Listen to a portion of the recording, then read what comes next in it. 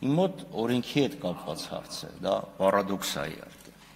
որովհետև այն կամերտոնը, որը հարվածվեց այսօր առավոտյան, մի տեսակ չի տրամադրում, բայց ամեն դեպքում, քանի որ հարց չի կարող տալ, ուղղակի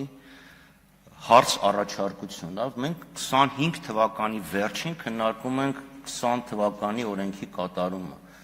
Ես ուզում հասկանամ, ոնց կարելի է այդ ժամանակների միջև ճամփորդության բանը փակենք, էլի պրակտիկան։ Միգուցե իմաստ ունի բերել օրենքի անվանումը փոխել, նոր օրենք, այն օրենքը դադարեցնել, նոր օրենք ընդունել եւ այդ ամբողջ տեքստը բերել նոր օրենքի մեջ, թե չէ եկեք ընդունենք 25 թվականի